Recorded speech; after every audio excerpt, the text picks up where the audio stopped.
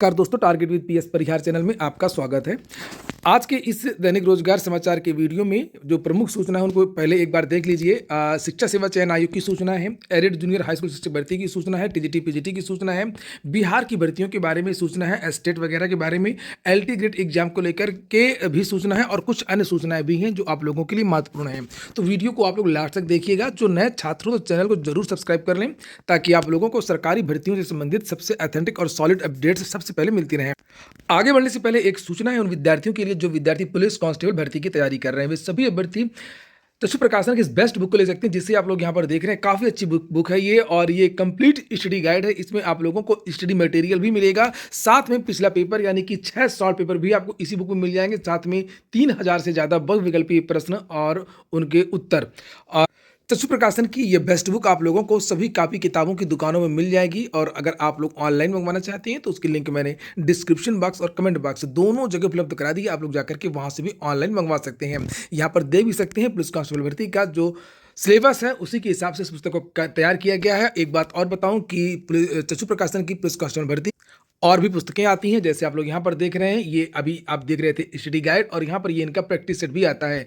तो दोनों को ले लेंगे तो आपका काम चल जाएगा। यहाँ पर जो प्रैक्टिस सेट है इसमें आप लोगों को 15 प्रैक्टिस सेट मिलते हैं और 2500 से ज़्यादा बहुविकल्पी प्रश्न मिलते हैं और 6 शॉर्ट पेपर मिलते हैं। इसकी भी लिंक मैंने डिस्क्रिप्शन बॉक्स और कमेंट बॉक्स में उपलब्ध करा दी है। आप लोग जाकर के आज ही ऑनलाइन मंगवा सकते हैं। चलिए हम बात करते हैं सबसे पहले पुलिस कांस्टेबल भर्ती की। आज के लगभग सभी प्रमुख समाचार पत्रों में इसके बारे में जानकारी दी गई है। सिपाही भर्ती आयु सीमा में 3 वर्ष की छूट, सभी वर्गों को लाभ। निर्धारित अधिकतम आयु सीमा के कारण आवेदन से वंचित अभ्यर्थियों को इस बार मिला है मौका। तो काफ़ी बहुत सारे जो विद्यार्थी हैं इसकी मांग कर रहे थे, क्योंकि बहुत कम एज होती है सिपाही भर्ती में, इसमें पदों की संख्या भी ज़्यादा रहती है। तो सीएम योगी ने हमेशा की तरह मान लिया। पिछली बार भी आप लोगों ने देखा होगा सिपाही भर्ती में 3 साल की छूट दी गई थी और इस बार भी छूट दी गई है। और लेकिन सोचने वाली बात यह है कि जो मुख्यमंत्री जी हैं वो सिपाही भर्ती या पुलिस विभाग की जो बात है वो तो बहुत जल्दी मान लेते हैं, लेकिन जो अन्य विभाग होते हैं वहाँ की बात नहीं मानते हैं। इसी तरीके से एक बड़ा उदाहरण होमगार्ड भर्ती का है। होमगार्ड भर्ती तो आई है लगभग 17 साल बाद, 15-17 साल बाद आई है और उसमें भी विद्यार्थी एज रिलैक्सेशन की बात कर रहे थे, लेकिन उसमें उम्र सीमा में छूट नहीं दी गई है। और सबसे बड़ी बात यह कि पिछली बार जो उम्र सीमा थी 45 साल घटा करके 30 साल कर दी गई है। तो ये एक सोचने वाली बात है, लेकिन ये अच्छी बात है कम से कम मुख्यमंत्री जी ने सुना और अब ज़्यादा से ज़्यादा विद्यार्थी इसका लाभ ले पाएंगे, आवेदन कर पाएंगे। अब यहाँ पर लिखिए जो नई एज है ये लिखा है समान और गरीब वर्ग के जो विद्यार्थी, जनरल के जो विद्यार्थी हैं वो 25 साल तक अब आवेदन कर सकेंगे। पहले जनरल के जो विद्यार्थी थे वो केवल 22 साल तक ही आवेदन कर सकते थे, 18 से 22, जो कि काफ़ी गलत लगता है। और वैसे इन्होंने अभी तो छूट जरूर दे दिया है, लेकिन मुझे लगता है कि स्थायी रूप से इसमें छूट दिया जाना चाहिए। पुलिस कांस्टेबल भर्ती में सभी वर्ग की आयु थोड़ा सा बढ़ाना चाहिए, लगभग 2 साल, यानी कि जो जनरल ईडब्ल्यूएस वगैरह के जो लोग हैं इनको लगभग 24 साल देना चाहिए सामान्यतः है। उसके बाद में जिस तरीके से रिजर्वेशन वगैरह के जो आरक्षित श्रेणी के जो विद्यार्थी होते हैं उनको उसी तरीके से छूट दे दी है, 5 साल की जो छूट दी जाती है, तो वो एक अलग बात है। तो फिलहाल यहाँ पर 25 साल तक अब आवेदन कर सकते हैं और वहीं पर जो ओबीसी के विद्यार्थी हैं और एससी एसटी के विद्यार्थी हैं वो अब 30 वर्ष की आयु तक के हैं जो भी विद्यार्थी वो आवेदन कर सकते हैं।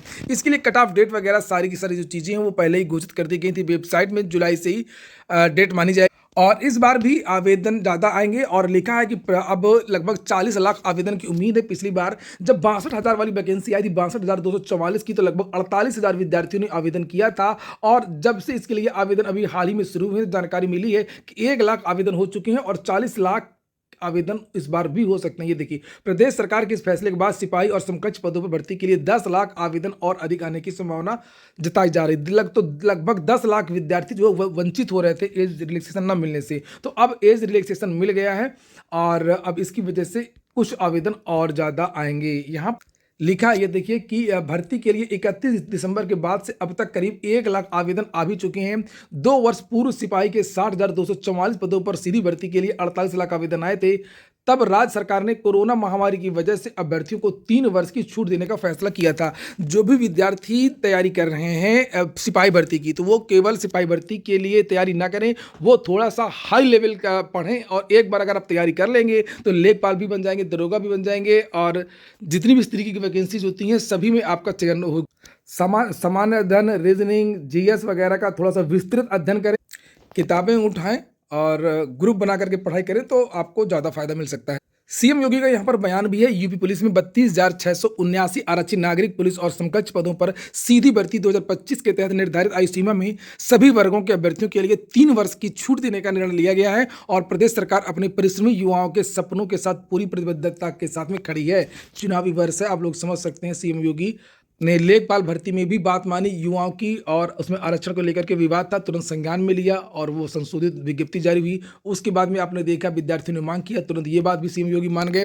वहीं पर विद्यार्थी चाह रहे हैं कि अब हमारी मांग भी मांग ली जाए और ये विद्यार्थी हैं प्रवक्ता के। लिखा है कि जो नई नियमावली बनी है टीजीटी और पीजीटी की, अब बात होगी शिक्षा सेवा चयन आयोग की भर्तियों की। तो नई नियमावली में अब पीजीटी में भी बीएड को अनिवार्य कर दिया गया है और चूंकि जो प्रवक्ता भर्ती थी उत्तर प्रदेश लोक सेवा आयोग की, उसमें आपने देखा भी होगा बीएड मांगा गया है इस बार और पीजीटी में भी मांगा जाएगा। तो विद्यार्थी मांग कर रहे हैं, यहाँ पर लिखा माध्यमिक विद्यालयों में प्रास्नातक योग्यता के आधार पर अब तक हो रही प्रवक्ता समर पीजीटी भर्ती में बीएड अनिवार्य किए जाने से बाहर हुए प्रतियोगियों ने 2026 की भर्ती से बीएड से छूट दी जाने की मांग की है और कहा कि बीएड अनिवार्य किए जाने की जानकारी पूर्व में दी जानी चाहिए थी, जिससे कि नई भर्ती आने तक अभ्यर्थी बीएड प्रशिक्षण प्राप्त कर लेते। ऐसे में नई प्रवक्ता भर्ती में बिना बीएड वाले अभ्यर्थियों को एक अवसर दिया जाए और वे सम्मिलित होकर के चयनित होने का अवसर उन्हें मिल सके। हजारों ऐसे अभ्यर्थी हैं जो बीएड प्रशिक्षित न होने के कारण एडेड माध्यमिक की प्रशिक्षित स्नातक शिक्षक टीजीटी तथा राजकीय विद्यालय की एलटी भर्ती परीक्षा में आवेदन नहीं करते हैं क्योंकि इसमें बीएड पहले से अनिवार्य। तो ऐसे में इस वर्ष की जो भर्ती आने वाली है पीजीटी की, उसमें विद्यार्थी ये मांग कर रहे हैं कि पुरानी नियमावली से ही टीजीटी पीजीटी हो। तो अब ये देखने वाली बात है कि इसमें सरकार कर पाती है, क्या कर पाती है। अगली सूचना शिक्षा सेवा चयन आयोग की भी है। लिखा है बैठक में आज हो सकता है टीईटी स्थगन पर निर्णय। आज मंगलवार है और आज शिक्षा सेवा चयन आयोग में बड़ी बैठक होनी है। इसको लेकर के चेयरमैन ने भी अभी कुछ दिन पहले कहा था कि इस पर हम जल्द निर्णय ले लेंगे, अगली बैठक में निर्णय ले लेंगे। और 30 जनवरी के बारे में डेट घोषित की गई थी टीईटी एग्जाम की और अभी तक आवेदन नहीं लिए गए हैं, ना ही विद्यार्थियों को बताया गया है कि परीक्षा होगी या नहीं होगी। तो आज ऑफिशियल नोटिस हो सकता है कि जारी हो जाए। उसी को लेकर के यहाँ पर जानकारी दी गई है। लिखा है कि नए वर्ष में मंगलवार को प्रस्तावित शिक्षा सेवा चयन आयोग की बैठक के निर्णय की लाखों अभ्यर्थियों को प्रतीक्षा है। इसमें प्रमुख निर्णय 29-30 जनवरी को प्रस्तावित शिक्षक पात्रता परीक्षा आयोजन के स्थगन पर हो सकता है। पिछली बैठक के लिए निर्णय के क्रम में परीक्षा नियंत्रक लंबित परीक्षाओं के आयोजन की समय सारणी बैठक में प्रस्तुत की जाएगी। टीईटी के लिए अभी आवेदन नहीं लिए गए हैं और यह आवेदन जिस पोर्टल पर लिए जाएंगे वह अभी क्रियाशील भी नहीं हुआ है। ऐसे में प्रस्तावित तिथि पर परीक्षा आयोजन मुश्किल है। इस तरह के स्थगन के निर्णय से के साथ संभावित नई तारीख घोषित की जा सकती है। नई तारीख की वजह से ही इन्होंने रद्द नहीं किया था। तो आप लोगों को हो सकता है कि नई डेट भी देखने को मिल जाए। आप लोग वीडियो को लाइक नहीं कर रहे हैं, आप लोग वीडियो को लाइक जरूर कर दिया करें। मैं फिर से बता रहा हूँ, जो भी नए छात्र हैं सरकारी भर्तियों की तैयारी कर रहे हैं किसी भी उत्तर प्रदेश की, वे सभी विद्यार्थी इस चैनल को जरूर सब्सक्राइब कर लें। यहाँ पर देखिए लिखा टीईटी के अलावा टीजीटी पीजीटी की बात भी की गई है। 2022 की जो भर्ती टीजीटी पीजीटी लिखा है उस पर भी आज विचार विमर्श किया जाएगा। चूंकि लंबित टीजीटी पीजीटी के लिए आवेदन लिए गए, इसलिए इसके आयोजन को लेकर के निर्णय लिए जाने की संभावना है, इसकी डेट को लेकर के।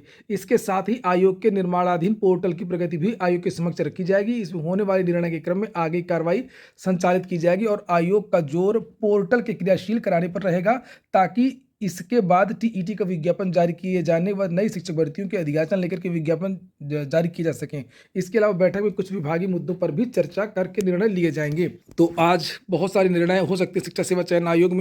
और वहीं पर आप देख सकते हैं एडेड जूनियर हाई स्कूल शिक्षक भर्ती का भी काउंसलिंग का कार्यक्रम जारी कर दिया गया है। 12 जनवरी से 12 फरवरी तक निदेशालय में अभिलेखों का किया जाएगा परीक्षण। यहाँ पर देखिए लिखा है विभाग की ओर से 2021 से चल रही भर्ती का संशोधित परीक्षा फल 6 सितंबर 2022 को जारी किया गया। वहीं अभ्यर्थियों से 24 नवंबर से 14 दिसंबर तक ऑनलाइन आवेदन लेकर के 24 दिसंबर को अंतिम सूची जारी की गई थी। दोगुना विद्यार्थियों को बुलाया गया है। अब इनमें से देखने वाली बात है कि कितने विद्यार्थियों और किस रैंक तक के विद्यार्थियों का चयन होगा। तो यहाँ पर लिखा हुआ है कि 12 और 13 जनवरी को संस्कृत विषय के शिक्षक, 15 से 19 जनवरी तक प्रधानाध्यापक, 20 से 22 जनवरी तक अंग्रेजी के शिक्षक, 24 से 29 जनवरी तक हिंदी और 30 जनवरी से 4 फरवरी तक सामाजिक विषय, 5 से 12 फरवरी तक विज्ञान व गणित विषय के भर्तियों का डॉक्यूमेंट वेरिफिकेशन होगा। और बेसिक शिक्षा निदेशक ने बताया कि अभिलेख परीक्षण के बाद रिक्तियों के सापेक्ष अभ्यर्थियों की सूची जारी करके उनसे विद्यालय का विकल्प भी लिया जाएगा और उसके बाद में उनकी तैनाती कर दी जाएगी। और इसको लेकर के आज के बहुत सारे समाचार पत्रों में दी गई है। आप लोग कमेंट बॉक्स में बताइए कि किन किन विद्यार्थियों ने एडेड जूनियर हाई स्कूल शिक्षक भर्ती की परीक्षा दी थी और आवेदन किया था। एलटी स्थगन को लेकर के भी आज के समाचार पत्रों में जानकारी दी गई है। कल विद्यार्थी उत्तर प्रदेश लोक सेवा आयोग गए थे, मैं भी गया था, आप लोगों ने देखा भी होगा, मैंने बहुत सारे वीडियोज भी कल बनाए थे। और लोक सेवा आयोग ने आश्वासन दिया है कि 1 या 2 दिन में इसके बारे में हम नोटिस जारी कर देंगे एलटी ग्रेड एग्जाम को लेकर के किस तरीके से क्या चीज़ें होंगी। विद्यार्थियों को ये कहना है कि 17-18 तारीख को मौनी अमावस्या है और उसी तारीख को एलटी एग्जाम लगा हुआ है, तो एलटी एग्जाम 1-2 दिन के लिए आगे पीछे कर दिया जाए। यहाँ पर लिखा है उत्तर प्रदेश लोक सेवा आयोग 17 व 18 जनवरी को प्रस्तावित एलटी ग्रेड परीक्षा को लेकर के अभ्यर्थियों की परेशानियां लगातार सामने आ रही हैं। माघ मेले के दौरान प्रयागराज में श्रद्धालुओं और यात्रियों की भारी भीड़ देखते हुए अभ्यर्थियों ने यातायात, ठहरने और सुरक्षा व्यवस्था को लेकर चिंता जताई है। प्रतियोगी छात्र हुंकार मंच के संयोजक पंकज पांडे ने सोमवार को लोक सेवा आयोग के अधिकारियों से संवाद कर पूर्व में दिए गए ज्ञापनों की याद भी दिलाई और कुछ और भी समस्याएं थी, जैसे एक ओटीआर में कैटेगरी अगर बदलना हो, संशोधन करना हो तो इसके बारे में भी कहा कुछ अटेम्प्ट बढ़ाए जाएं।